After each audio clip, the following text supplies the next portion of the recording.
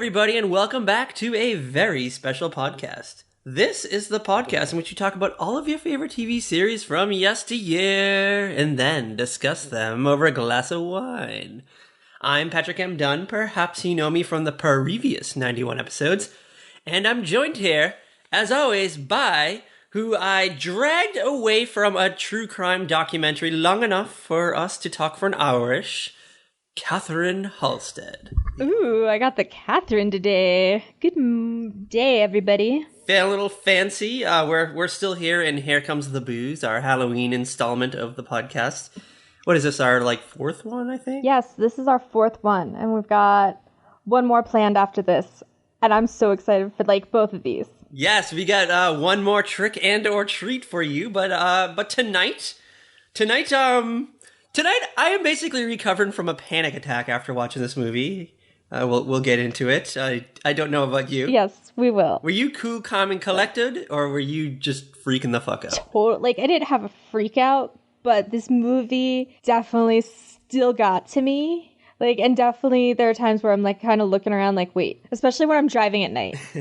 Well, okay, so we watched Final Destination, the classic 2000 film starring Devon Sawa and Ali Lauter and Keir Smith. Is that his name? Keir Smith, Amanda Detmer, and Sean William Scott. Oh, and Kristen Cloak. I just like to say that name, Kristen Cloak. She's in this? Yeah, she's the teacher. She's the teacher who gets stabbed in the neck with a piece of glass from the computer monitor. Oh. I don't know much about her, but she appears in things here and there. Okay, she's one of those. Yes, I do know. I looked her up. So she's going to be in a movie coming out next month called Lady Bird. And it's written by the same person who wrote Frances Ha.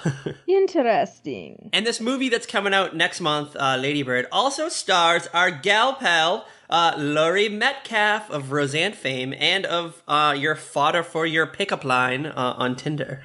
Yes. Okay, so we didn't discuss that on this one, but we discussed it on Getting Catty. And let me tell you, that pickup line actually kind of works. Shall we remind our listeners of what the pickup line is? Yes, for those who don't listen to Getting Catty, the pickup line is basically, did you know that Laurie Metcalf plays Sheldon's mom on The Big Bang Theory, and her real-life daughter plays Sheldon's mom on Young Sheldon? Shout out to Zoe Perry. And it, I get way more response to that than, anything else on Tinder and Bumble. And you use that as a deal breaker. It's my opener, and you can weed out those TV snobs ASAP, or just kind of douchey guys. Just from that, you can weed out a lot of crap right there. Yes, and it's a shield against dick pics, you think, probably? Probably, yeah. At least, the ones who will, are just looking to get laid and will be let's exchange numbers, right this second. No. Can we, talk on the app first? If you're not comfortable talking on the app for, a few days at least, I don't think I want to talk to you. Kat doesn't reveal her phone number for 72 hours, is it? You a 72-hour girl? At least. And you know what? Probably and I don't give out, my actual phone number. Oh, you got one of those burner numbers? Well, I have, a Google number. Yes. Shout out to Google numbers. I do that. So then I can text them from my laptop. I don't have to be on my phone. Yeah, so thank you, Laurie Metcalf, for helping Kat in the dating pool, if you only knew. Yes, it's, the best thing ever. Seriously. I get some people who are oh, that show is just not funny. I hope one day that Laurie Metcalf does an AMA on Reddit and we can let her know. We can let her know about this phenomenon. We would have I would just want to meet Laurie Metcalf for 15 minutes because I think I have that many questions for her. You want to have a cute lunch with her? Just sit down. I just want to have some tapas. What's it like playing Sheldon's mom? What's it like having your daughter play Sheldon's mom? Doing all these great roles. And most importantly, who Jackie? Yes, who Jackie? All right. So we talked about this in our Twitter DM. What is your ideal mate? What personality trait do they have of Laurie Metcalf's crazy roles? Do you want a Jackie? Do you want a Debbie Salt from Scream 2? Or do you want a Sheldon's mom? Somewhere between a Jackie and a Sheldon's mom. Debbie's a little too crazy for me. Really? I can't have an in-between. Well, you can't have an in-between. You have to have one of those personality traits. You know what? I want more like the mother from the McCarthys, her short-lived CBS sitcom. All right, I'll give that to you. I think Jackie's too crazy for me. I don't want a religious nut, so I don't want Sheldon's mom. And you know what? I'm going to say Debbie Salt, because I think she knows what she wants. She's after it. Even though after it is basically murdering college kids. But you know what? She goes for it, so I'm going to go for it. So Debbie Salt, you have a chance. I don't know. We'll have lunch. We'll have tapas. You'll have tacos and margaritas with Patrick. Yes, it'll be a great time. Out on a patio. Nah, you know what? I'm afraid of doing like sidewalk dining because I'm always afraid a car is gonna hit me. I had that moment in this movie, Final Destination, and like we're jumping ahead a little bit, but the final scene takes place at like a sidewalk diner, and I was like, oh god, nope, not me. Several scenes do, and it like seriously, I'm amazed our generation eats outside. This is what I think. So I'm driving down the street one day, and I just see all these sidewalk restaurants, and there's just little tables, little 2-seaters, 3-seaters. People just chilling on there. I'm just like, you know what? Someone's going to be texting and driving, and they'll just jump the curb and just smash through like 5 people. They're sidewalk dining. And no, put me out back. If you're going to be outside dining, put me on like a balcony above it, a roof deck, or out back that's protected by a sturdy brick wall. Like the sidewalk dining, I don't get because there's like just no room. No, and you know what? People are walking by. Like most downtown sidewalks just don't have the room.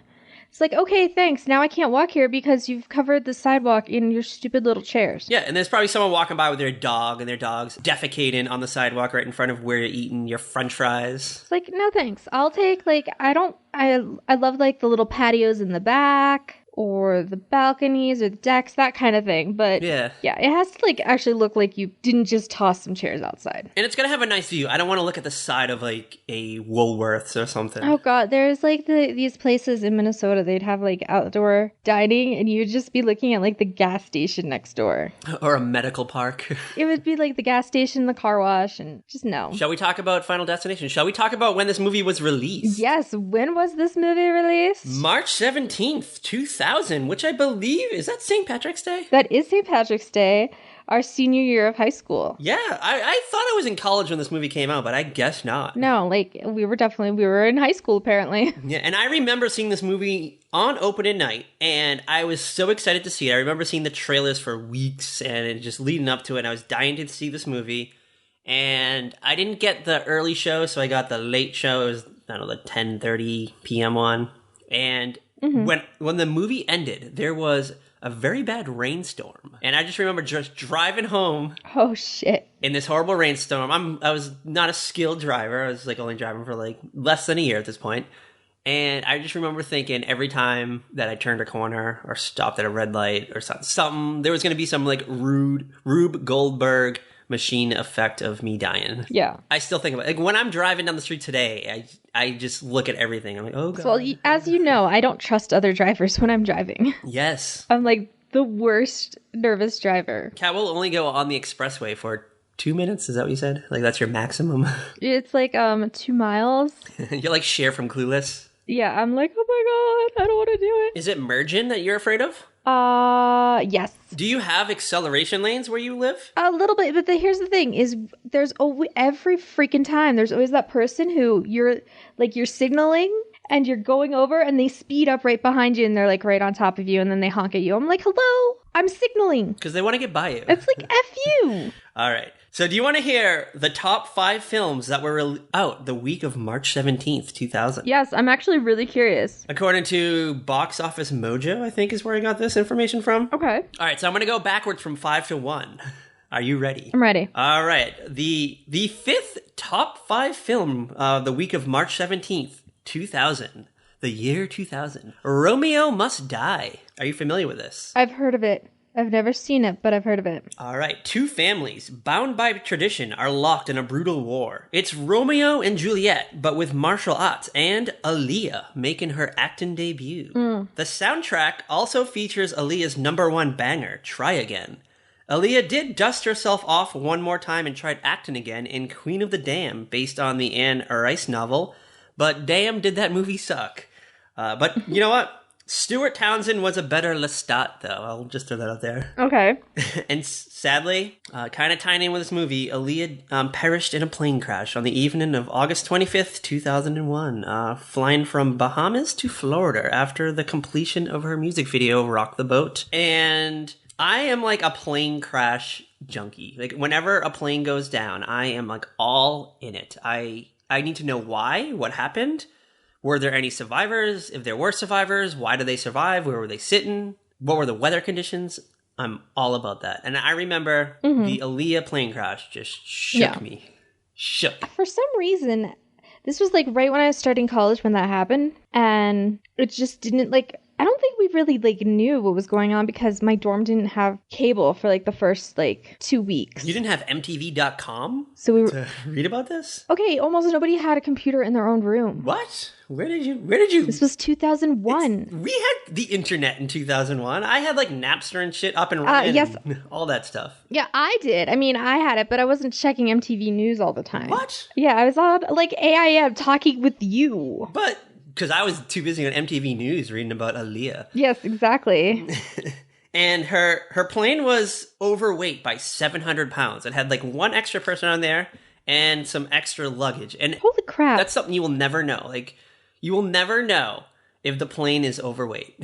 Like, how does that even happen? Oh my god. I don't know. It freaks me out. It's like when I get on a plane, I'm always just like, oh god, I see all these like people getting on, and I'm just like, oh, every seat is filled. What if like one person just is kind of overweight and it puts us over a little bit and the max takeoff weight is done? So it freaks me out. I'm always afraid of sitting in the back and ending up as a tailie. Oh, well, you know what? They say that the back is the safest part of the plane to sit like during a plane crash. Like that your survival rate is much higher. I know, but yeah, the tailies were all so awful except for Bernard. But you know what? If I was a tailie, I'd want to hang out with Anna Lucia. I feel like she would keep me alive. She was like a tough girl. And then I cheered when Michael killed her. Well, the character ended up sucking. Yeah, the character was like the worst. But I would want her to be in my camp. If I was in the tailie camp. Would you want her over Kate? Oh, for sure. I would not want to be on the same camp as Kate. If I was in the original Lost camp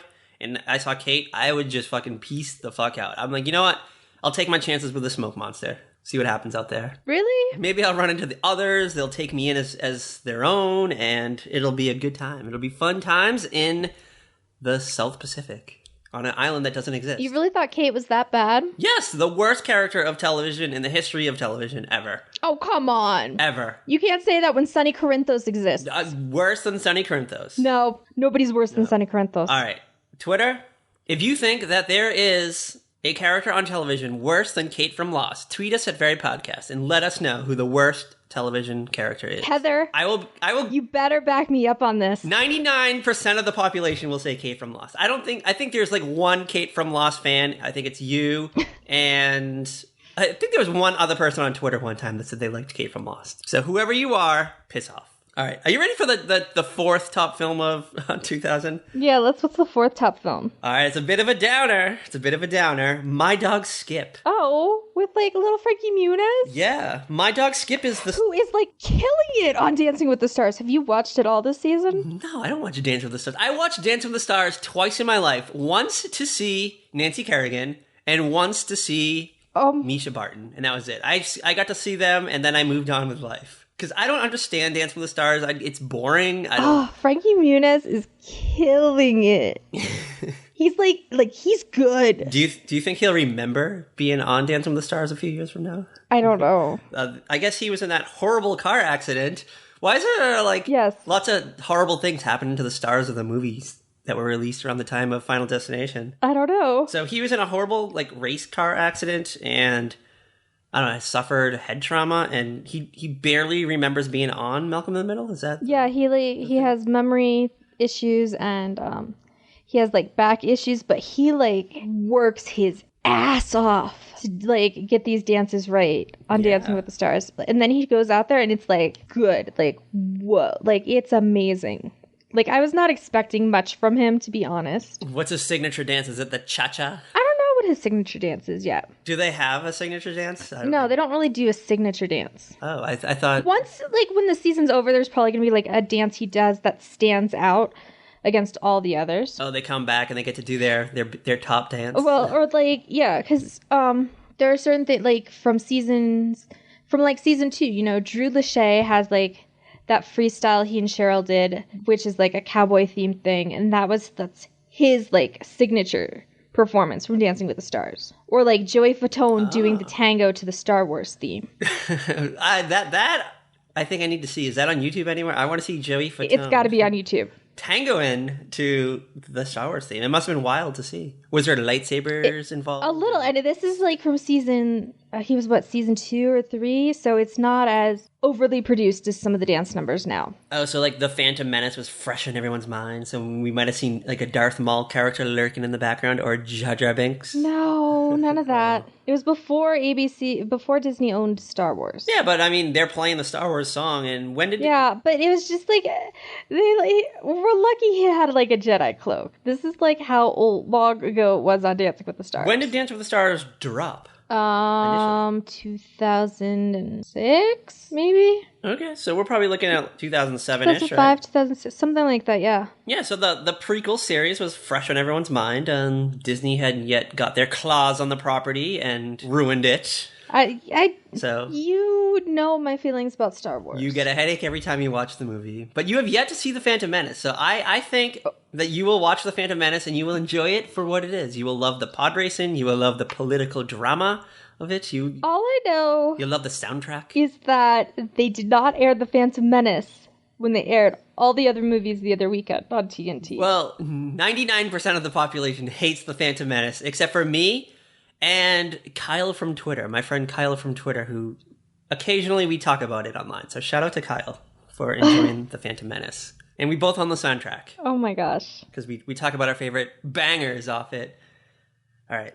Are you ready for the third top film of the week of... Yeah, let's hear what the third one is. All right. It's the movie we're about to watch, Final Destination, which shockingly wasn't number 1. I would have thought it might have been. I don't know. What's number 2? Brian De Palma's Mission to Mars. Really? Yes. It was his sci-fi film about a 2020 mission to Mars featuring Gary Sinise, Don Cheadle, Jerry O'Connell, and the Danish actress Connie Nielsen.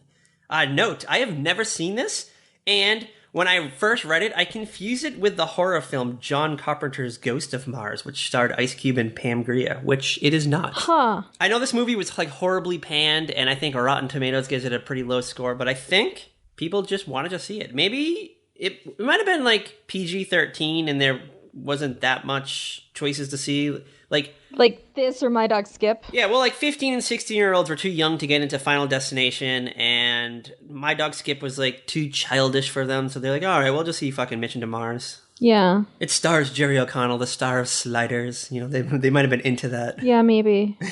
All right, are you ready for the top film that week, March 17th, 2000? Okay, what is it? All right, do you have any guesses? Do you have any I have no idea of what it could possibly be? Think back to 2000.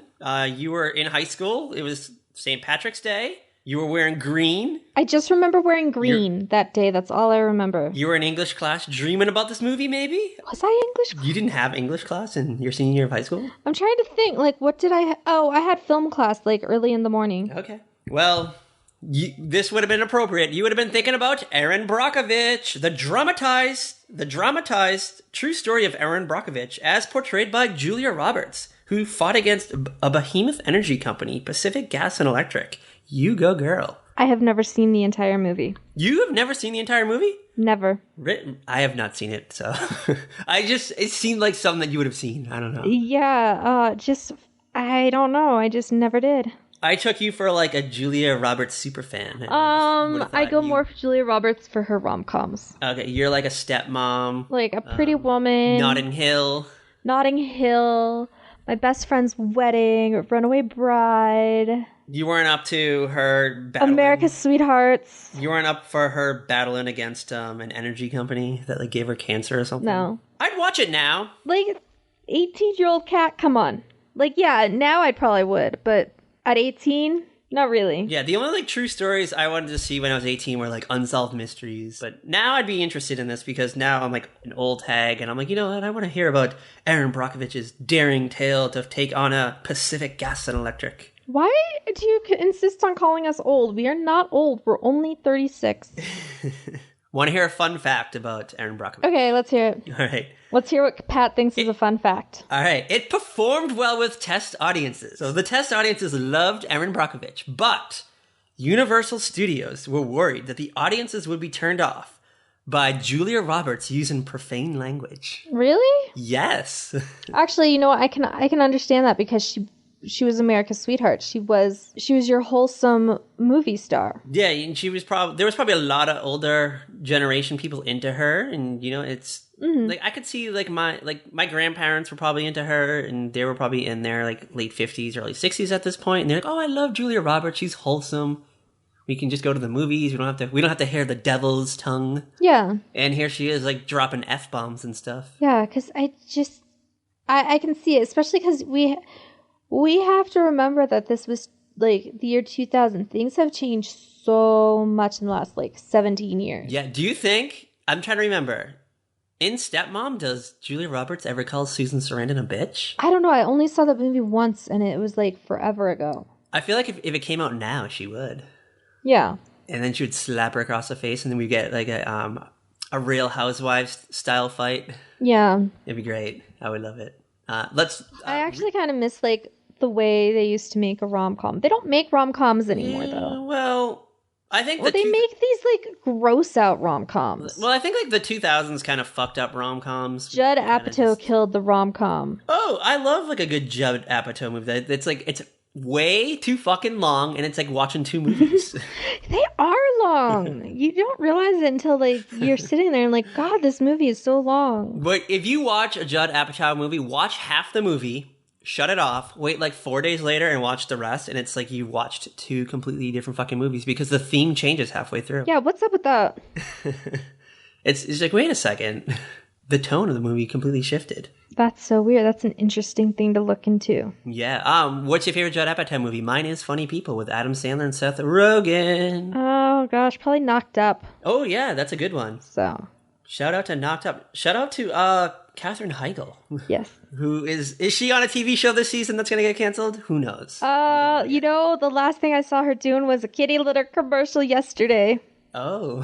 And it's not even like it's, hi, I'm Katherine Heigl, and this is the kitty litter I use for my cats. No, she's like playing an actual character in these commercials. Oh, she has a good character story arc in a kitty litter commercial. She plays like a psychiatrist or something. It'd be great if we get a series of these commercials and we maybe get 4 or 5 of them, and just we get to learn more about her character, the psychiatrist who is on the frantic search. It could be like those old coffee commercials. I'm picturing an infomercial style thing where it like switches over to a black and white shot where Katherine Heigl has like the shitty brand of kitty litter and it's like spilling all over the place.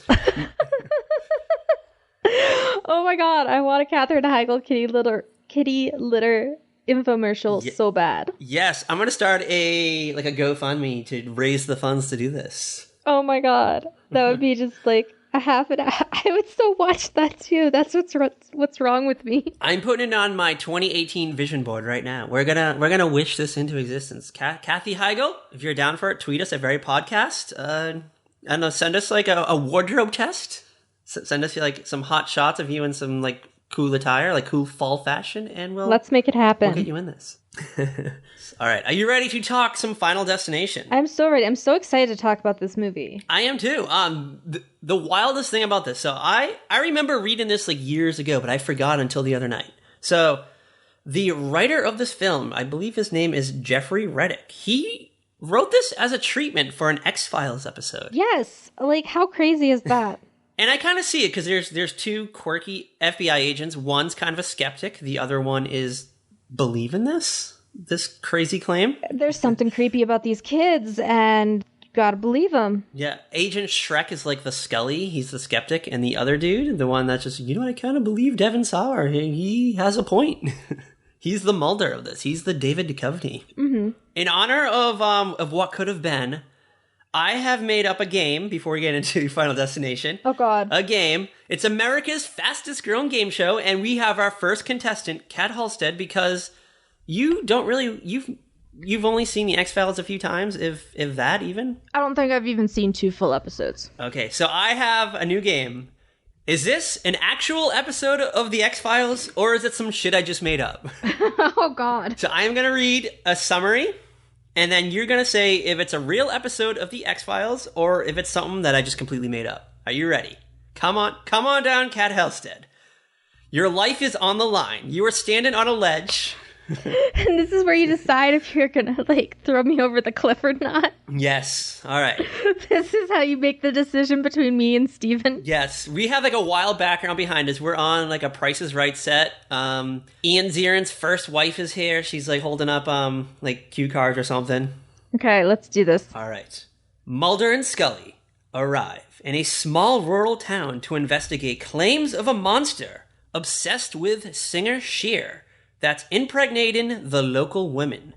Guest star, Jerry Springer. Was this a real episode of The X-Files, or is it just some bullshit I just made up? A monster who loves Cher, knocking up women in a small rural town. You made this up. You had to have made this up. No! This episode was real! No! This was a legit episode of The X-Files entitled The Modern Day Prometheus. It's a story inspired by Frankenstein, and it was shot in black and white as an homage to the 1931 horror classic. Fun fact, Roseanne Barr was scheduled to be in this episode, but she was working on something else at the time, so she couldn't come in. And Cher was asked to portray herself in this. She declined, but after seeing the final cut, she later regretted that decision. She did, however, lend 3 songs to the episode. Oh, wow. Okay. Yes. And then...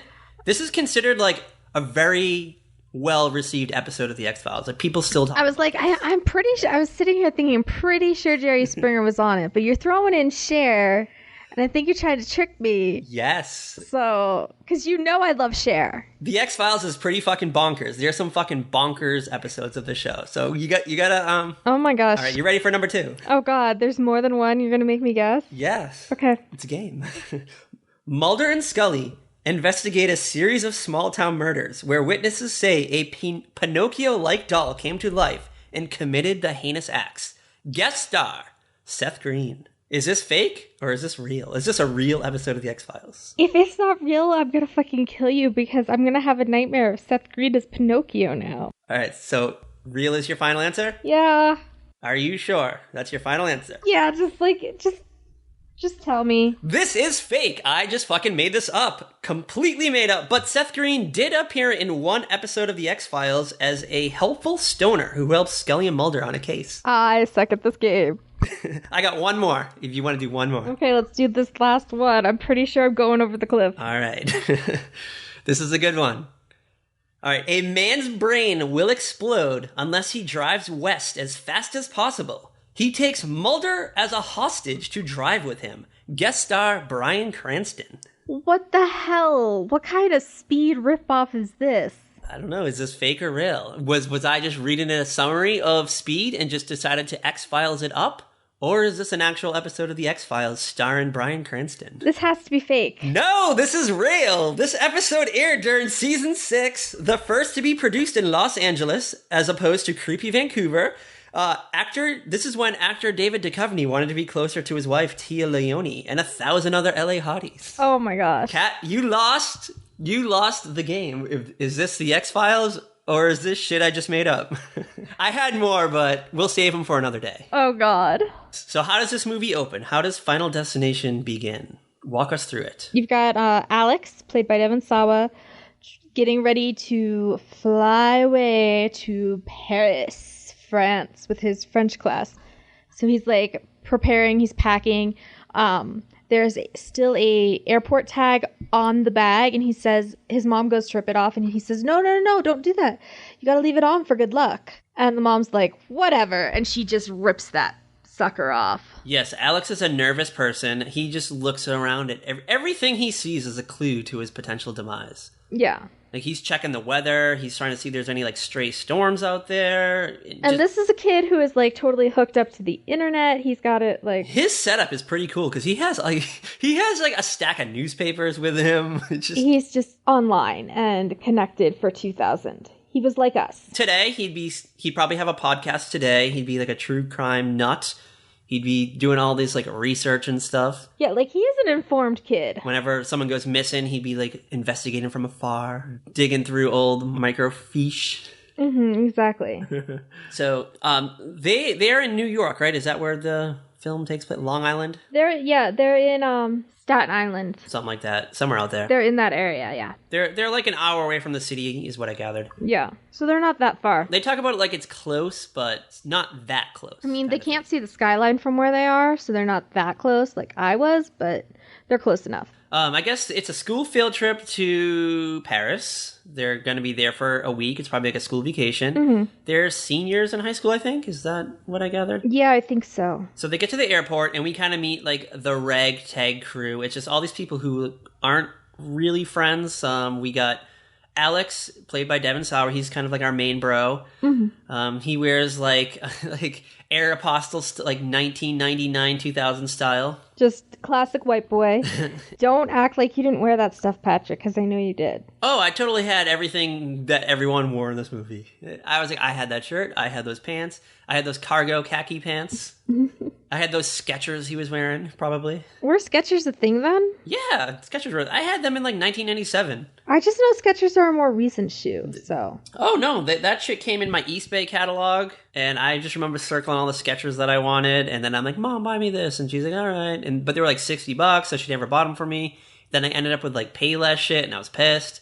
But then, I don't know, I saved up my paper route money or my pizza pie store money, and I bought myself a fucking pair of Skechers, and I loved them. I loved them more than anything in the world. Good deal. Yeah, true story. I usually wear Skechers. Oh yeah, shout out to Skechers. They're super comfy. Keeping me happy as a teen in 98, 99, and 2000. And I had like that bowling type, like that shirt that Devon Sawa like wore like through this whole movie, like a shirt that you wear to a bowling alley. Like if you were on a bowling team. Mm-hmm. Yeah, one of those. Yeah, like if you were on the Pin Pals with Homer and Moe and Barney, maybe? I forget who was on the Pin Pals. It was Homer, Moe, Apu, and maybe Principal Skinner. Principal Skinner? Hung out with that crew? Yeah, maybe. Are you sure Barney wasn't on there? Or was he like a loose cannon? I think Barney was loose cannon because of the whole a cappella group thing. Oh, yeah, he got kicked out of the barbershop quartet. Yeah. That was his downfall? Yes. He wasn't allowed to be in any groups? Nope, he was done. And then Mr. Burns came in and tried to kick somebody off the team. I think it was like Principal Skinner he kicked off. Yeah, we got like a vengeful Mr. Skinner. He was trying to sabotage the group, I think. Or at least something. I don't remember. It's been so long, and I'm not going to like go to the FXX app and pull it up right now or anything. I might. You know what? When I get home from work tonight, I might just fire up the FXX app and watch the Pin Pals episode of The Simpsons and just kind of answer I'm going to have like 1, 2, 3, 4, 5, 6, like 7 shows to watch tonight when I get off work. Oh, I thought you were counting all the tweets I'm going to be sending to you later about No, but I want like 20 tweets about the Pin Pals. Like my angry Riverdale tweets last week? Yes. All right. There should be more angry Riverdale tweets tonight, because Riverdale's on tonight. Yeah, well, I'll be at work, so they'll be tomorrow. You'll get some angry Riverdale tweets. I'll be watching like when I get home at like 11 o'clock. All right, well, tomorrow, fire up your Twitter app. You're going to get angry Riverdale tweets and weird Pin Pal tweets. Good to know. All right, where are we in the movie? We're like in the beginning, so right? He hasn't even gotten to there. Like we get to the airport, it's like JFK. Oh yeah, we just met Devon Sawa. We haven't even met the rest of the crew. Yeah, yet. we just met Devon Sawa. We get a glimpse at like who these other kids are. So you get like, you can tell like they're basically, here's the thing, they're these kids who have probably like grown up together. So they know a lot of shit about each other. But they kind of grew apart. Maybe? Yeah, they kind of grew apart. They don't really they all kind of went their separate ways in high school, but they all took French, so they're all on this trip. Yeah, like some know French more than others. Like I think Kerr Smith's character is definitely there just to go to fucking France. He doesn't know a lick He's of French. Just there to make his girlfriend happy. Yeah, he just wants to have sex on the Eiffel Tower or something, or like get a hand job up there. Yeah, he's so you have like the thing where they were probably like best friends in like grade school, but now they're gonna like beat the shit out of each other any chance they get. Yeah, like Devon Sawa was still probably into his like weird antics when he was like a preteen, and Kerr Smith just like moved on to sports, and it wasn't Devon's thing. And yeah, Kerr Smith's like, you know what, fuck this dude, I'm out of here. I'm like into like chicks and stuff, and Devon Sawa is like still hung up on, I don't know, like learning about like car crashes or something. Yes, exactly. He's at the library researching stuff. Like, Devon Sawa's the kid, like, reading about the Kennedy assassination. Yeah, he's got his own little, like, conspiracy. He would be the host of our fictional podcast, Conspiracy Corner. Yes, he would be. Surprisingly, I was shocked that Kerr Smith was the dick in this and not Sean William Scott. I know, right? Because Sean William Scott is usually the dick, but he plays, like, the sweetest character. Poor Billy. Billy's just like this kid who is just kind of like on the outskirts of everything. And he's just like, I don't know what's going on. Like, he goes to the bathroom and the plane starts boarding. And then everything happens. He doesn't know what's up. And he's like, I should be on this plane. Bleh. He's always just like riding around his bike, like foolishly. Yeah, he's always just like, he's on the edge. He's on the cusp of everything. Yes. And so I think like we think of him as being an ass because I think the summer before he was Stifler in American Pie. And yes, this is probably the first time we've seen him since, maybe like here's the thing. At this point is kind of when Sean William Scott kind of like burst onto the scene, and then he started playing more like dickish roles after that. Yeah, like, so he did Stifler, he did this. Not too long after this was like Dude, Where's My Car with Ashton Kutcher. And yeah, you know, who knew he had such a range as an actor? Yeah, he's still working. I looked this up because I was like, what's he doing? Like, is he still like a thing? He's done some stuff. I haven't seen it because what's he into? I didn't know he was doing anything, but like, because the last thing I saw him in was American Reunion as Stifler. See, I was like thinking he probably just like got out of acting. Now he's into like app development. Like he's like hanging out with like Ashton Kutcher still and like making weird apps and stuff. No, he's doing like quieter films, I think. Like indie films, things that like go to like film festivals. Does he have gray hair like Kerr Smith does now? Not from the pictures I saw. Kerr Smith is like an old man now. Like, well, okay, can we be real? He was kind of like, he was definitely in that Luke Perry, Jason Priestley range when he was on Dawson's Creek. Was it? How, like, what year was Kerr Smith born? I don't even think I know. 1972. What? Yeah. What? Yeah. So he's in like his like mid to late 40s now. Yes. I was thinking he was like this, like maybe slightly older than us. Yeah, but no, he's like a decade older almost. Yes, he has. I saw a picture of him because I looked him up last night because I was like, oh, I haven't seen him in a while. Like, I know he was on like a weird like freeform show a few years back. Yeah, he's still working. He's doing a freeform show, The Fosters, and he has gray hair. He's like the older dad now, like the dad of like 20-year-olds. Like, I have a hard enough time like with Luke Perry being a dad. Well, like Luke Perry like is a legitimate like old man. Like he's gonna be like, on the cover of like AARP soon. Like he goes to dinners with like Robert Redford. Oh, Luke Perry's still sexy. Luke Perry, Morgan Freeman, Robert Redford, they're just all hanging out together, just talking about medications they're on. You have the most fascinating idea of who's hanging out. You don't see them hanging out, I don't know, at like a Waffle House or something? No. Late at night? Well, early in the morning at like 5 a.m. That's late at night for me. Robert Redford, Luke Perry, and Morgan Freeman are all hanging out at a Waffle House in LA at like 7 o'clock in the morning. No, that's too late. 5 a.m. We're talking 5 a.m. The sun's not even up yet. The morning edition was just published. It just like landed on the doorstep of the Waffle House. Oh my goodness. Hey guys, I'm here. What'd I miss? What's going on? Shout out Luke Perry and your second lease on life. So 17 years prior, Kerr Smith was a teen at the airport at JFK about to go to Paris. Yeah. About to fly away, just have a week in Paris and, I don't know, go to some cool like French cafes, maybe sip some wine. Exactly. That's like really all they care about. Have a croissant. Yeah, see the Eiffel Tower, see Versailles, see the Mona Lisa. As they're boarding the plane, they keep seeing weird things. Well, Alex keeps seeing weird things. Yeah. He keeps saying weird things like there's something funky with the departure board. Yes. The numbers are weird. It's like the flight was at the flight left at 9:25. That happens to be Alex's birthday. Mm-hmm. Did the number flight 180 mean anything? Because they kept showing it and I just didn't know.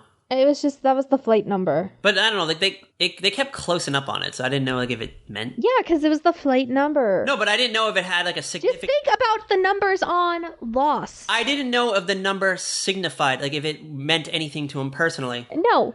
Why did you get so angry over that? I just asked a simple question, and you're like, it's the fucking flight number, dude. Well, I knew it was the flight number, but I didn't know if it was something, like, connected to his life. Was there 180 students in the school? Okay, it's the number Jacob assigned to him. Okay?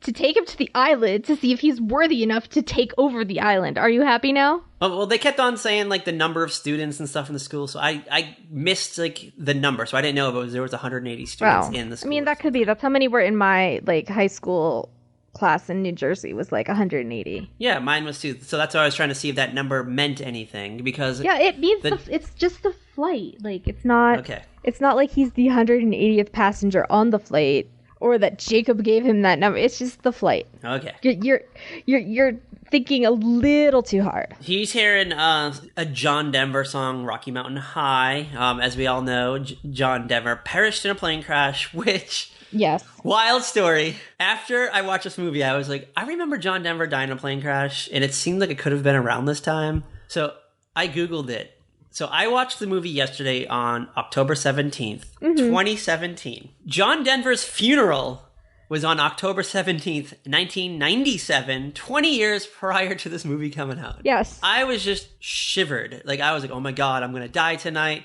I'm looking around my room. Yes, I got this, like, message from Patrick, like, oh my God, it's been... He was like, it was an all caps text. I was like, what the heck is going on? I think I was still at work when I got that. Yeah, like, John Denver died on October 12th, 1997, 20 years and 5 days ago from yesterday's date when I watched the movie. And then, like, his funeral was exactly 20 years ago when I watched it. And I was just, like, looking around, like, the ceiling fan's gonna fall on me. A car's gonna drive through my wall. I don't know, like, water's gonna come out of the ceiling or something and drown me. I don't know, like, all these crazy, like, Rube Goldberg style deaths that are gonna take place. But it didn't happen. But Alex heard the song playing when he was pooping in the bathroom with his friend Todd.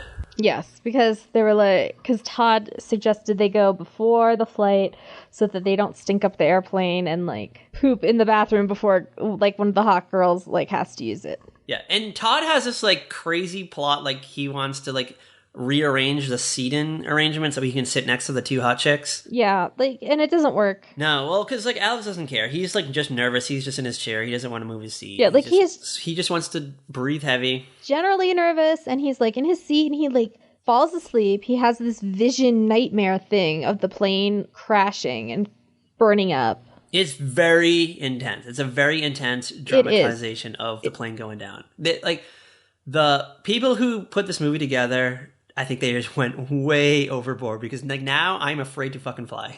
Like the whole like basically like the melting of the skin off, like that was like whoa. Because I remember after seeing this initially, I was afraid to fly, and then I was okay, and then like 9/11 happened, then I was afraid to fly again. Then you got okay, and then Lost happened. Yeah, then like Lost happened, then I was okay for a while. Then I just watched this movie again last night, and now I'm like, ah. So I think our Vegas trip is definitely off now. Oh yeah, our Vegas trip is definitely done. Unless like I'll go to Reno maybe. We might just do like a Reno trip, or you know what? Fuck it, let's just go to the mountains where nobody is. Okay, fly out to Colorado. But then we'll get fucking eaten by a bear or something. Dude, we're not gonna get eaten by a bear. I'm gonna like watch a movie tomorrow about like campers who get like eaten by bears, and I'm like, that's it. I'm not going to the fucking mountains anymore. I won't go to the ocean because of sharks. The mountains aren't that scary, my God. And I'm not even an outdoorsy girl.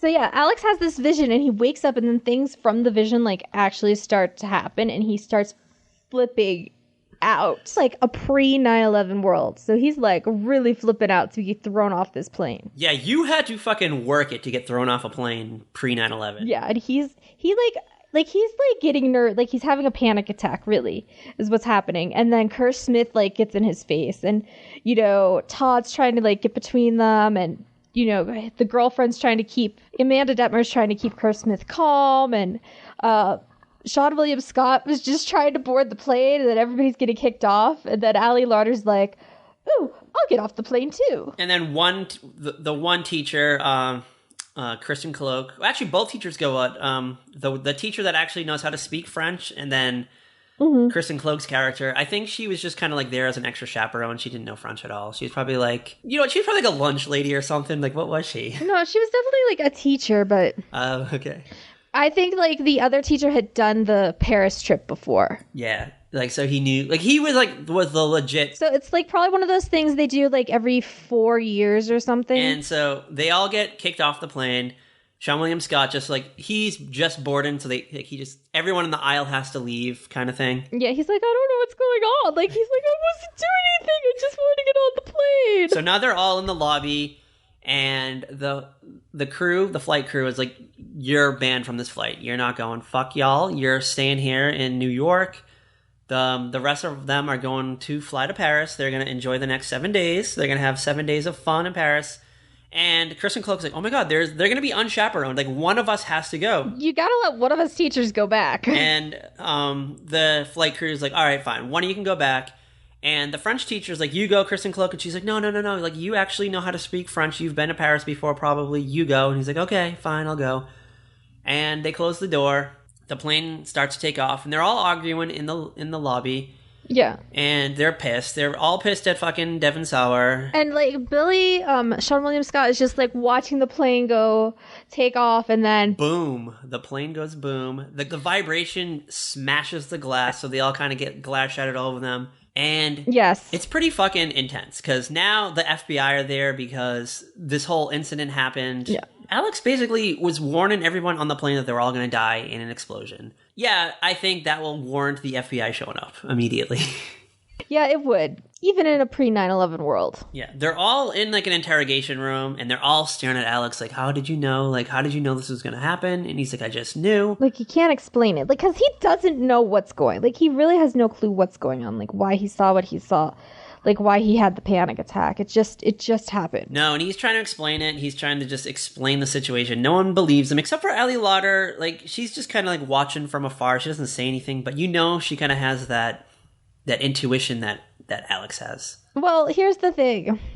I always got the impression, whenever I've watched this movie, that Allie Lauder's character has had a crush on Alex for years. Yeah, I obviously get that too as well. Yeah, she's like the actual outcast. Yeah, she has dark hair. But she's got the dark hair. She's artsy. She's not friends with anybody in this group. Yeah, she's not even like we grew up together and we're friends. She just kind of inserts herself into their lives at this point. Yeah, she's not wearing like the latest fall fashions from Aeropostale. She's kind of wearing she kind of has like a Daria style to her maybe. Yeah. She's not like goth. She's wearing like Daria type clothes. Very Janine Garofalo. Let's say she's like a Janine Garofalo type. Yeah, she's got that like kind of like 90s thing yeah. She has a crush on Alex and she believes him, I think. And I think she kind of like, she says later on the film that like she felt what he saw. I don't know. Yeah, I just feel like she's just trying to get him. Yeah, but you know what?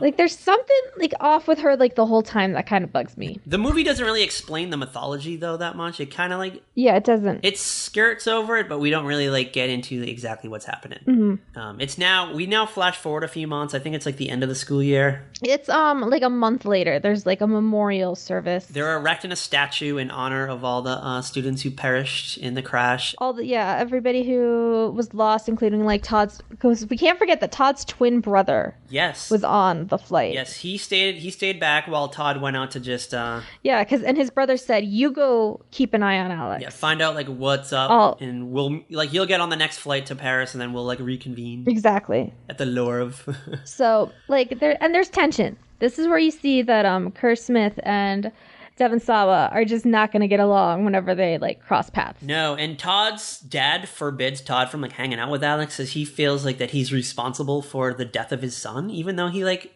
kind of saved his other son's life. Yeah, exactly. It's like you could have lost both. The dad is a dick. Todd's dad is a dick. Yeah. And I don't understand like his resentment towards Alex. It didn't make sense. Like Alex got one of your kids off the plane. I don't know. I feel like there should have been like a scene that fully explained his resentment. Mm-hmm. But we get a scene where like Todd and Alex, they're at the memorial. They're like side by side. They're dropping a flower like in front of the memorial that's erected. Mm-hmm.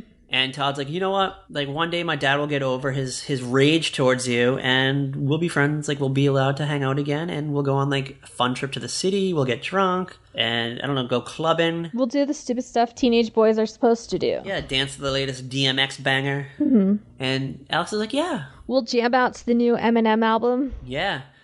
And then, like, Devon even, like, goes up to Kristen Cloak's character, and she's like, get away from me. Like, everyone, like, shuns him. Yeah, like, they're all, like, so pissy at him. Except for, Billy, Sean William Scott's character. He's, like, the only one. Yeah, Billy's just like, hey, dude, what's up? He thinks that Alex can, like, see the future, so he's like, should I ask out, like, Krista to the prom or something like that? Oh, I love Billy because he's just, like, this happy little innocent guy. Oh, he has this line. He's like, I tried to take my driver's test the other day and I failed, and the guy at the DMV said that I'm gonna die young one day. I'm gonna die in a car accident. He's like, is it true? Am I gonna die young in a car accident? And Alex, like, really can't see the future, but he just entertains him. He just entertains them, and he says, no, you're gonna live a long, fruitful life. And he's like, thank you, man, thank you. Yeah. He's like, I'm gonna ask that girl to the prom that I always wanted to ask out then. And Alex is like, you go do it, dude. So shout out to that friendship. Yeah, like, that's, like, awesome. I love that part. So now it's later on that night. Alex is in his bedroom. He has, like, all the dossiers all around him. There's newspaper clippings of everything that's been going on the last 40 days, everything about the investigation. He has, like, the website up. He's just fully in this world. This is me after TWA Flight 800 watching MSNBC ad nauseum for hours. Yes, exactly. Even though MSNBC was not prepared to cover a news story like this. When did MSNBC start? The same year as TWA? Like a couple weeks before, maybe. MSNBC was just going to be this kind of, like, cool, hip CNN type clone. Yeah, but it was going to be, like, involve the internet more because it was Microsoft involved too. And I remember, like, this is how much of a nerd I was back then, and probably still am. Like, I remember watching the countdown to when MSNBC was going to go live. I didn't get that excited about MSNBC. Well, also, it was like the middle of the night. I couldn't sleep. It was that or watching the same Psychic Friends Network infomercial for the 40th time. You weren't about that world. You're like, all right, I'm just going to watch the MSNBC. I'm like, I know what you're going to say to Steve Burton already. Like, I've seen this one 45 times, so no thanks. You're like, I'm just going to watch a clock that's counting down to the launch of a cable news network that is controlled by the internet. And, all right, Conspiracy Corner. Flight 800. I think it's loosely based on that. This movie is, like, based on that flight. It is, loosely.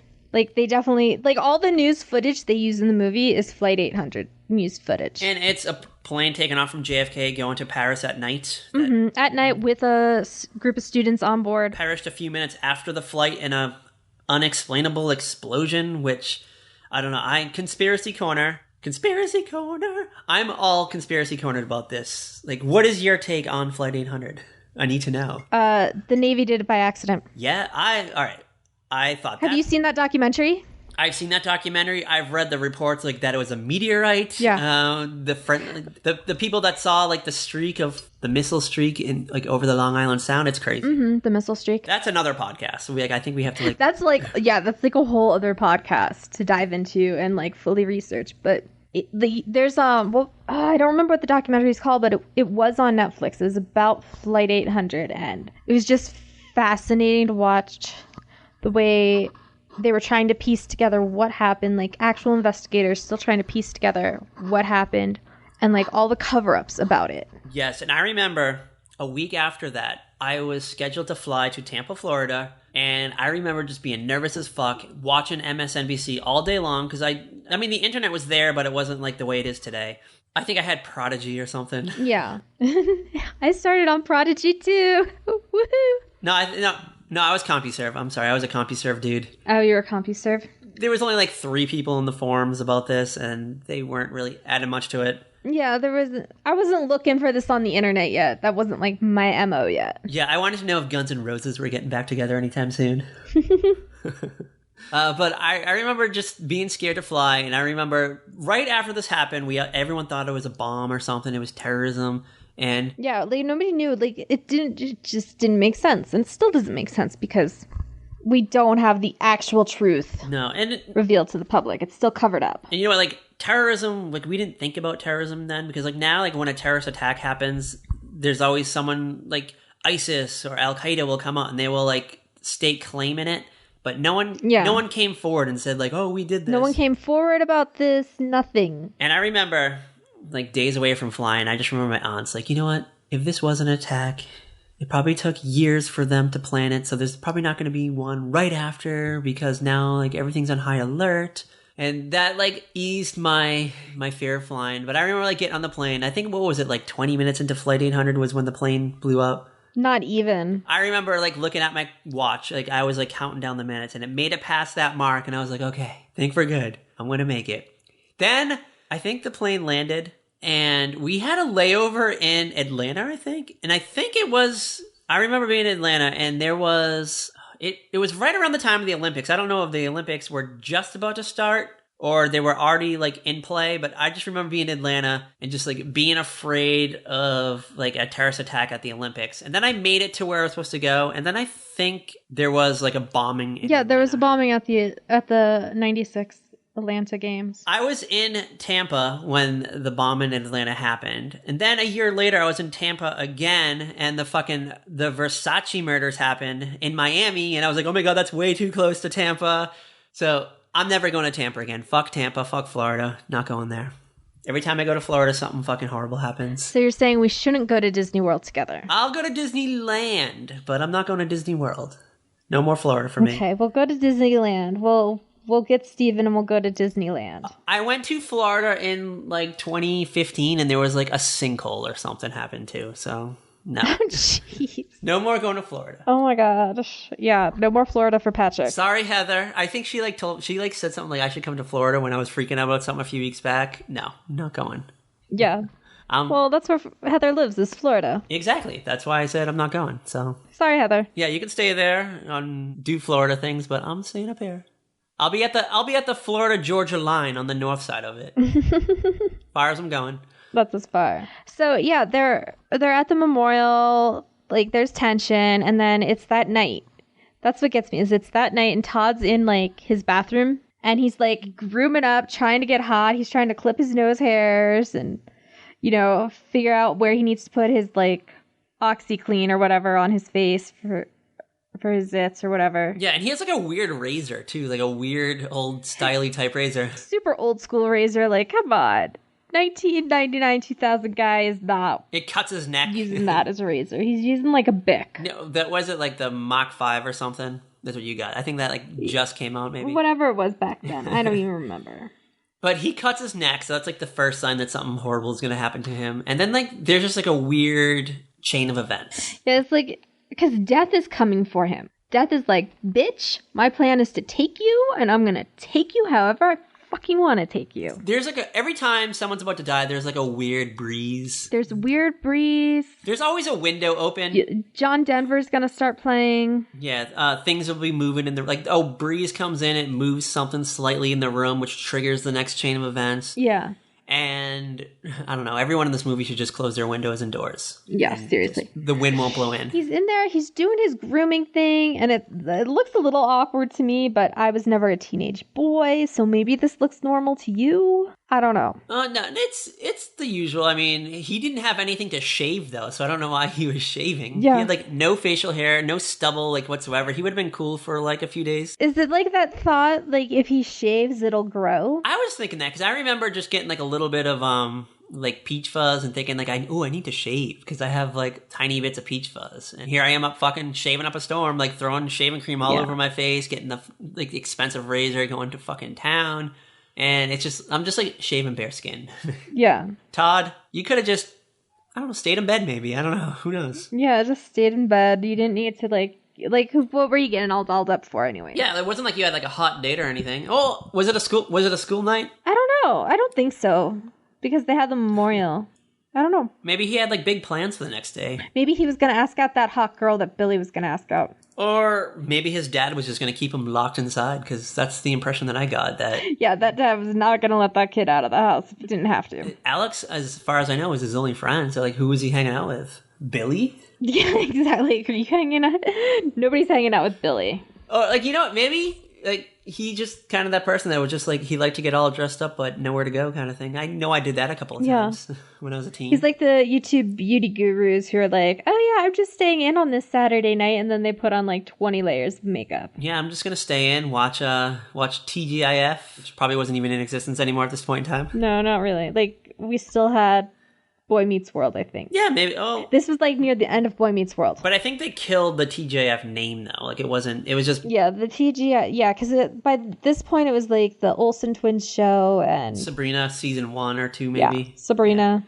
Yeah. He's plugging in a radio, like a boombox, like an old fashioned boombox, like just as like a stream of water is going underneath him. Yeah, and because it's dripping out of the toilet, there's like a leaky pipe. I guess I don't know. Mm-hmm. Is death like a sentient being? Like I don't know. It's hard to tell. Well, for this film, death is very much its own being, its own entity. It's just an unseen force. Yes, an unseen force, but you kind of see it because there's like shadows in the water and yeah, that's what like kept throwing me up because like you would see it like they showed a shot of the mirror and you see the shower curtain and it like there's a shadow behind it, like there's something there kind of thing. Yeah, and we're I think it's just to give us that jump moment. That's because there's like a crescendo of music that plays at that moment. Mm-hmm. So I think if you're seeing it in theaters, you jump out of your seat a little bit. I wish I had seen this in theaters. I didn't see this in theaters. I think I rented it on like VHS or something. But they keep doing that fake out, so like you're trying to figure out when it's going to happen. So he's plugging in the boom box, and you see like a spark. You see a spark coming out of the socket. Yeah. And you think that's it, but nope, it's not it. And then he takes a step back and he touches the water, but nope, that's not it either. Like you thought he would slip and like hit his head on the toilet or something, bleed out, but nope. He has that weird clothesline thing that's in the bathtub, which I never had. I know like hotels sometimes have them. Yeah, I never had that either, but because it's like if I'm gonna hang something up, I'm just hanging it over the shower rod or outside, or you're just gonna use a dryer. It's quicker. Yeah, like, well, there are certain things that maybe you need to hand wash and you just hang it over. Yeah, it looked like it was his mom's garments, though, like undergarments hanging over it. So it's like a weird thin wire that stretches, kind of like a Yeah, it's not like a thin, but yeah, it's like one of those. It's like a thick wire, coated wires. I'm trying to think. Yeah, and it extends out. So when you're not using it, it coils back into the wall, and then you can pull it out of the wall, and it connects to something. Yeah. On the other side of the shower. So that's what he slips on the water. Falls into that, and like it wraps around his neck like a noose, and then he falls into the tub, knocks over some like shampoo and conditioner, so he can't like get out of the tub because it's too slippery. Slipping, and he's trying to get this thing off of his neck, and it's just tightening, and he's like trying to fight back, but he can't. And he's within like just out of arm's reach of the scissors that he was using to cut his nose hairs.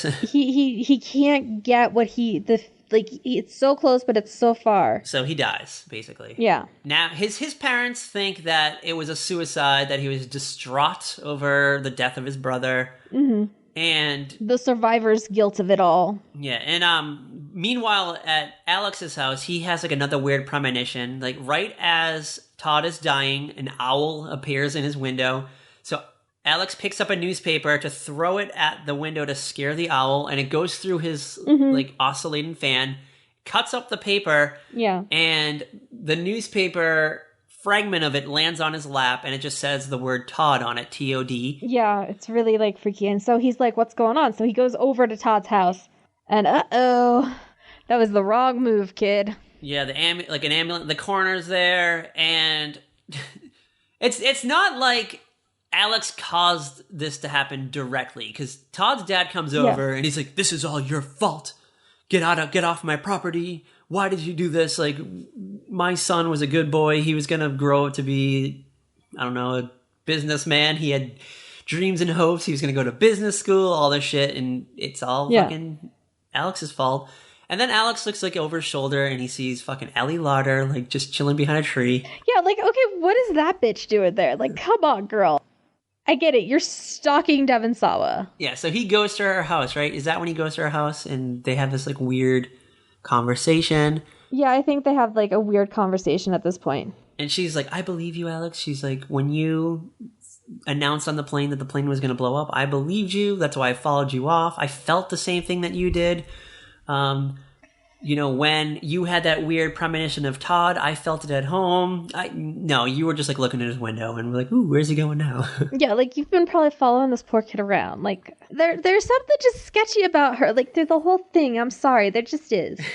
So Alex begins to think something's up. He's like, all right, this is kind of weird. He keeps having these premonitions, and now he begins to suspect that it's going to happen again. And lo and behold, everyone just happens to be like outside on a sidewalk somewhere at the same time. Well, no. First they go to, you forgot about going to the morgue. They break into the morgue or the funeral home. Oh, yeah. The creepy fucking funeral home that they break into. With the Candyman, yeah.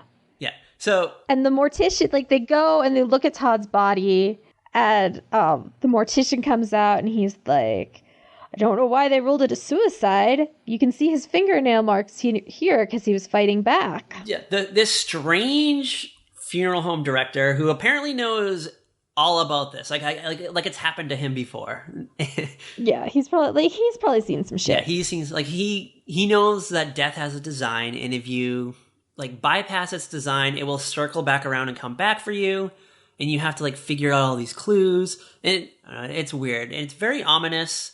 And he didn't even care that these two people just broke into his funeral home either. He's just like, hey, he was waiting for it to happen. Like he knew they were coming. Like he knew what was up. Like a part of me was like, is he behind it? Like, is he part of it? Is he death? Is he the Grim Reaper? Like what? Ooh, I know he's the Candyman. Like I kept waiting for him to turn up in the sequels, but he doesn't. That's a shame. I remember when this movie came out, he's behind it. This might not be a supernatural movie after all. Like maybe he's just a murderer. But I thought it was going to be like M. Night Shyamalan's Unbreakable.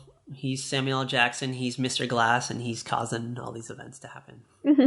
It's now, I guess, the day after the funeral home break-in, and everyone just happens to bump into each other on a sidewalk, like at an ice cream shop or something. Yeah, they all just, like, all the surviving survivors just happen to all be, like, in downtown at the same time. Well, so Devon Sawa and Aaliyah Lauder are getting, like, coffee at the outdoor cafe. They're talking about the night before. They're talking about like what they're like trying to figure out like if something really is up, and then Kurt Smith and Amanda Detmer are like driving by, and he gets like just pissed. He pulls over and he like comes over to like fight Devon Sawa.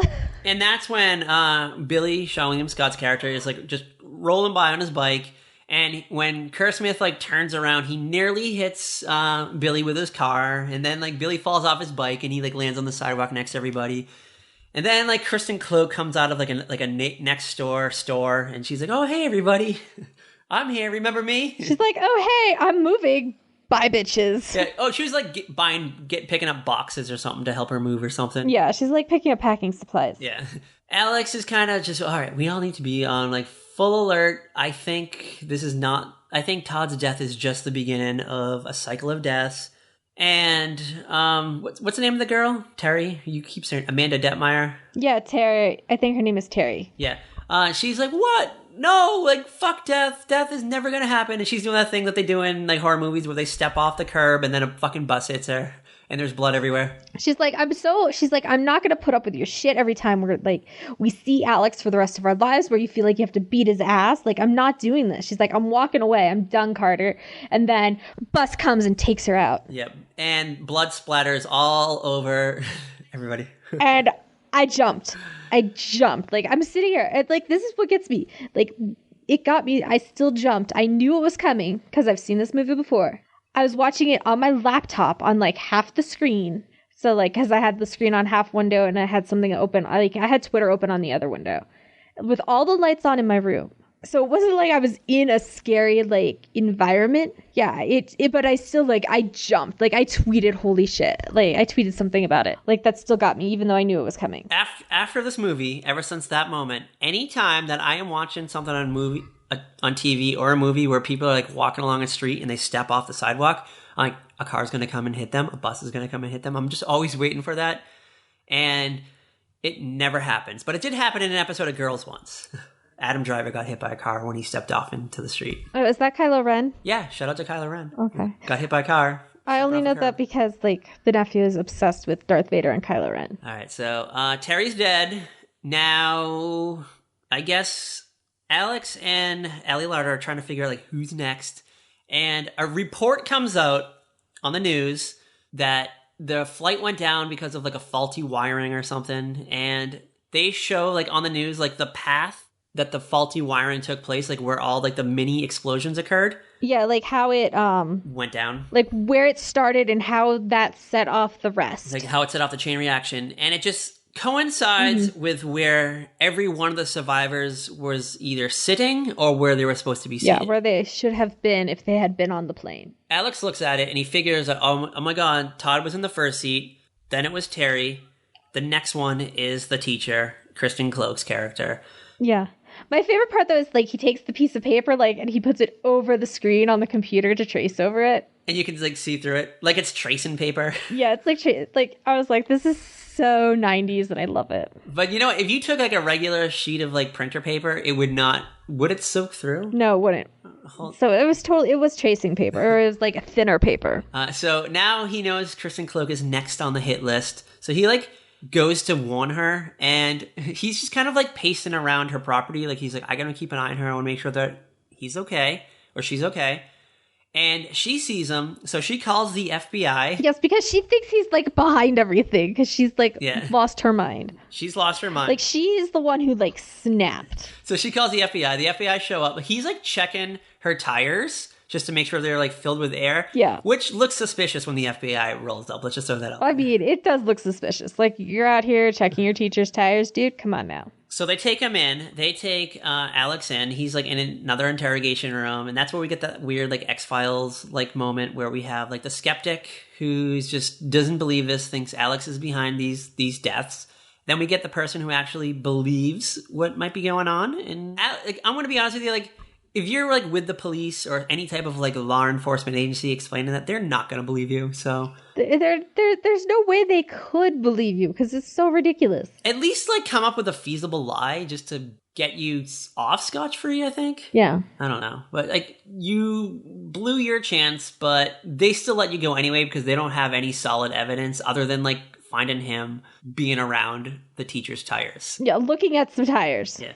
Which, I don't know, the tires weren't slashed, they weren't like out of air, they were just like, he was just looking at them. No, but he goes right back to her house anyway, though. By now, death has come for her. She's playing, like, she pulls out a John Denver album, like a record, vinyl. She's like packing up. She's like talking to her friend, like, oh, I can't do this. I've lived here all my life, but I don't know what I'm going to do. She's drinking vodka straight out of a coffee mug. The coffee mug cracks because she put hot coffee in there first, and then she put like freezer chilled vodka in there, which causes the ceramic to crack, which I don't think would happen. I think ceramic is kind of... Not like that, but... But now... When death wants you, death is going to like make sure you're drizzling your vodka all over the place. Yeah, so now there's like a trail of flammable vodka. Including into the computer. All over the place. And then there's just all these like weird hazards that are happening. All right, so I love the chain of events that happens. So she has the cracked mug. She leans over her computer monitor, which is one of those bulky old style ones with like all the circuit boards inside. Yeah. And the vodka drips into that, causes a spark, which then causes like a small fire. And the small fire follows her trail of vodka all like across the house to like where she's going. Before that happens though, the monitor explodes. A piece of shard glass goes into her like artery on her neck. She pulls it out. Yes, that's what it was. I couldn't remember. She's bleeding everywhere. She like then slips and falls on the ground, and she's like bleeding out. Before all that crazy thing happened, she put like a dish rag over a knife block. And of course, the knife block is like right on the edge of the counter. Who does that? Nobody. Nobody. Well, because she's moving. She's moving, so like everything is kind of like in a weird spot, I think. Yeah, that's true. And because I know like my knife block is pushed like all the way back against the wall, like it's in this weird corner, like. Of course, I also have to be like, because I'll sit accent on the counter. I'll be like, you do not touch those. Well, if you listen to the last episode of the podcast, my don't get murdered tip number 1 is do not leave a knife out in plain sight. Hide them. So I don't have a knife block. That is true. They're safely tucked away somewhere where I will like have to forcefully go to retrieve them. But she threw her dish rag over the knife block. So when she was laying on the ground, she sees the dish rag hanging over the edge of the counter. She pulls the dish rag down, which causes the knife block to tip. All the fucking knives go into her. And stupid fucking like Devon Sawa, that's when he decides to like come into the house because he's sees it happening in his mind. He, like, sees the fire and he, like, breaks in to try to save her. But... And she's like, she sees him and she's, like, pissed. She's still pissed at him for coming into the house because she still thinks it's his fault. Yeah, she thinks it's, like, this kid's fault. All he's doing is trying to save her. And she's like, bitch, get away from me. You're gonna kill me. She's like, you monster, you caused that. But he makes a dumb move and he, like, touches the knife, which... Yeah, he pulls the knife out, but it's too late. And then the house explodes. Like, he gets out just in time. But he leaves the knife in the house, which was dumb because now his fingerprints are all over it. Well, okay, if the FBI were to show up and see him running with the knife, though, it wouldn't make it any better. Yeah, but you're leaving it behind with your fingerprints on it after you've already touched it. I would have brought it with me, maybe, like, tucked it in the woods or something. Mm-hmm. Billy witnesses it, though, so there's a witness anyway, so it doesn't matter. It's a moot point now. Yeah, it doesn't matter. Gosh darn it, Billy. Now the FBI, like, think he's a suspect. Like, now they legitimately want him, yeah. But Alex, Billy, and Allie Lauder, and Kerr Smith's character, what's his name again?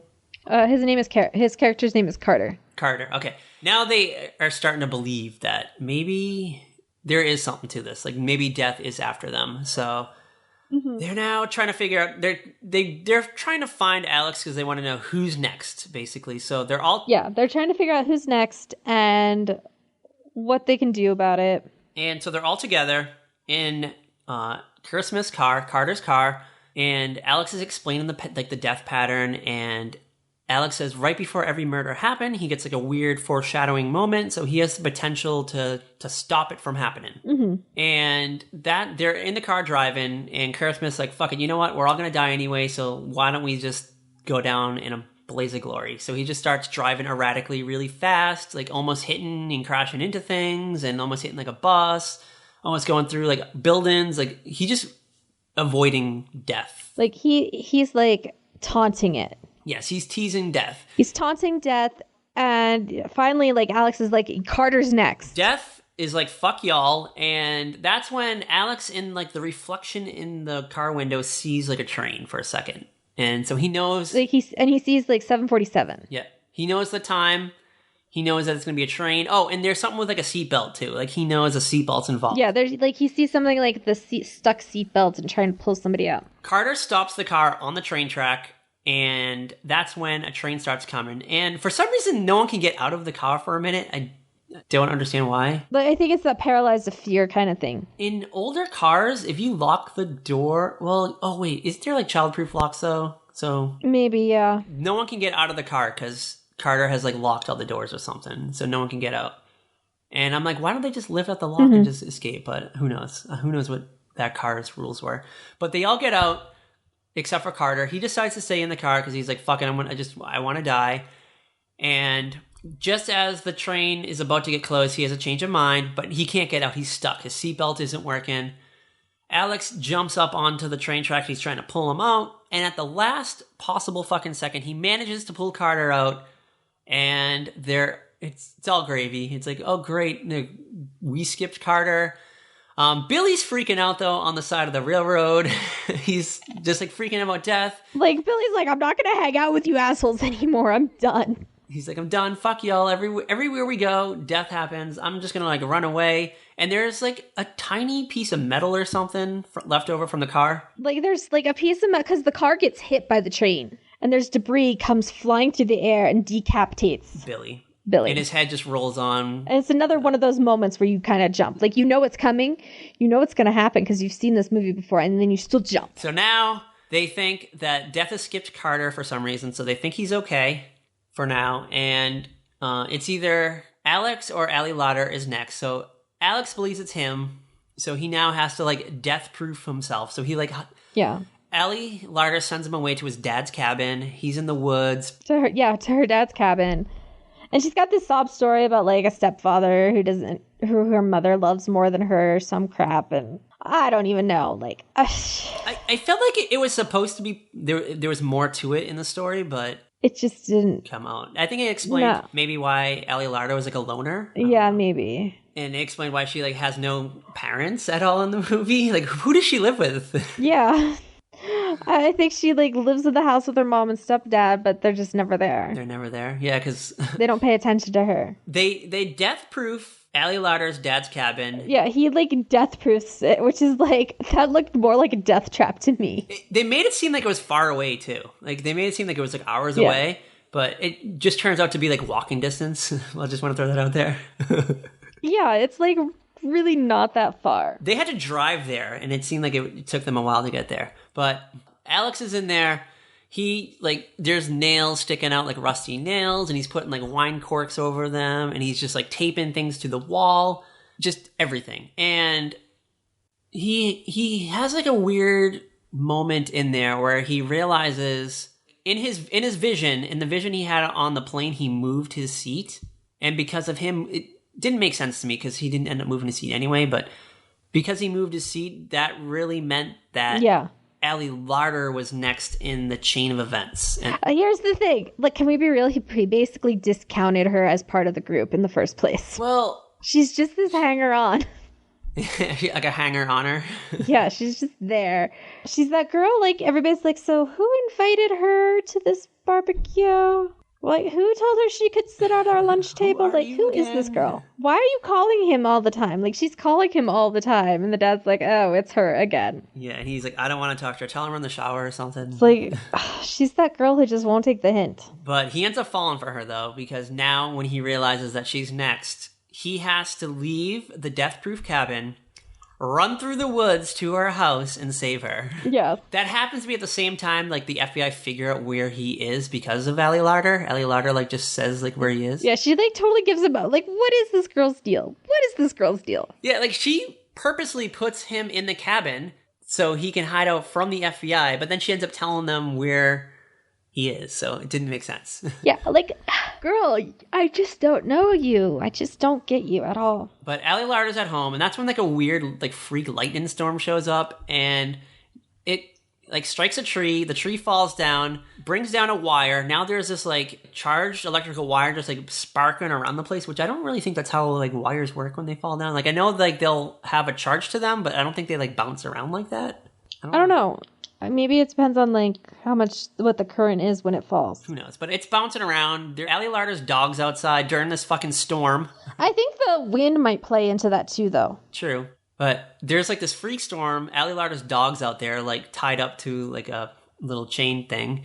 So she goes out to get the dog, and the wire keeps, like, almost missing her by, like, inches. But then it knocks over this weird old-style, like, clothes hanger type thing that is all made out of metal, like pointy metal. Yeah. It goes into the pool, like the little above ground pool, and so the above ground pool breaks, so now there's water everywhere, so now the wire's hitting the water, so like now she can't go on the ground, so she like runs, she has to climb the house, the little like flower thing where the flowers hang from. Yeah. The lattice thing. She climbs that. She now goes into the house. Now, like, light bulbs and sockets are exploding everywhere. Yeah, it's just wild electric currents everywhere. And Alex is trying to get there. And now, like, lightning's always striking near him. It knocks down a tree. The tree, like, hits him, but it's, like, just taps him gently. So now he's, like, almost drowning in, like, a mud puddle. I don't know. It gets fucking crazy. The end of this movie is hokey as fuck. Just want to throw that out there. Yeah. Now, somehow Allie Larder ends up in the garage, so she decides she's going to, like, drive away, but because the wire went down, the automatic garage door opener doesn't work, so she tries to drive through it, but then part of the garage door opener falls on the car, so it's kind of acting like an anchor, so she can't drive away. A thing of turpentine falls over. Just all the, like, Death wants her. Death wants her bad. Somehow the turpentine thing ignites, so now there's, like, a little flame going towards the car very slowly, because it doesn't go fast for some reason. Alex decides that the only way he can save her is he has to touch the wire that's on top of the car to, I guess, move the electricity away from the car so she can safely get out of the car before it explodes. And she gets out before it explodes, but Alex, I guess, is electrocuted to death, maybe? I don't even know. Well, he survived. Here's the thing. Here's what I think would happen. Because there's a weird, like, tag at the end of the movie that just seems like it was filmed, like, months later. Because everyone looks different. Allie Larder has, like, blonde hair now. Because it was filmed months later, and I'll explain that when we're done. Okay. So, I have a theory that the movie, there's, like, an original ending. Alex died. He was electrocuted to death, and Ali Larter's the sole survivor, I guess, and moves on to go on to the sequel. Oh, and Kerr Smith survives too. But we get a weird tag where it's now 6 months later. They're in Paris. Kerr Smith, Alex, and Ali Larter make it there. They're celebrating, and death rears its ugly head and kills Kerr Smith and Alex. In a weird freak Rube Goldberg type accident. So that was an alternate ending they had to film because audiences did not want to see Alex die. They didn't want to see Devon Sawa die. Oh, the original ending was there's two parts to this original ending. Like Ali Lauder and Devon Sawa have sex on the beach during that beach scene, and she ends up pregnant. What? Yes, after he saves, she ends up pregnant, and months later she's got the baby, and they're at the memorial, and they meet up with Carter, and they're the only survivors. And she's pregnant or has a baby, and death isn't after them anymore because she had the baby. Oh, okay. But audiences didn't like that ending, the test audiences. So they scrapped it and went with that weird cliffhanger type ending. Did they die or did they not die? Yeah, exactly.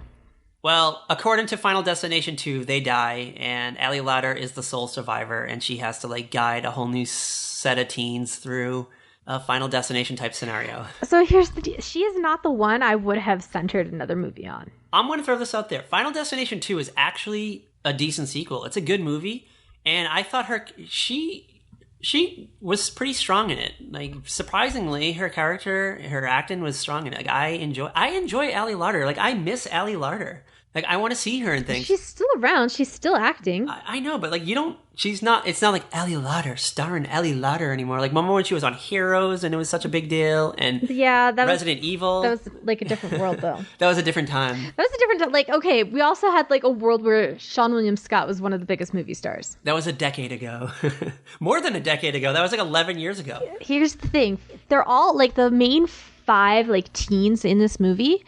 They're all still acting. Yes. Devon Sawa has a show that's on in Canada or something now. That's big. In yeah, Canada. Something. I see him, I see his tweets get retweeted into my timeline every so often by Dream Man. And me too. I am always retweeting Devon Sawa. Devon Sawa, I think, is hilarious on Twitter. He replied, I think I replied to one of his tweets before, and then he replied back to me, and it was achievement unlocked. There's nothing further to attain. I've attained the highest Scientology level status type moment. That's how I can explain it. You've gone clear on Twitter. Yes, I have gone clear on Twitter. There's no need for me to use Twitter anymore. Devon Sawa replied to one of my tweets. I mean, I guess for me the highlight of my Twitter would be when Richard Simmons tweeted me. Oh, all right. I think you might have me beat there. And I didn't tweet to him. Was this before or after Richard Simmons went missing? Before. It would have been wilder, I think, if it was after Richard Simmons went missing. Yeah, it would be, but it was a simpler time when he was still Richard Simmons everywhere, sparkly. How wild would it have been if the world was still trying to determine if Richard Simmons was actually missing or not, and then he just randomly tweeted you? And you were part of the mystery now?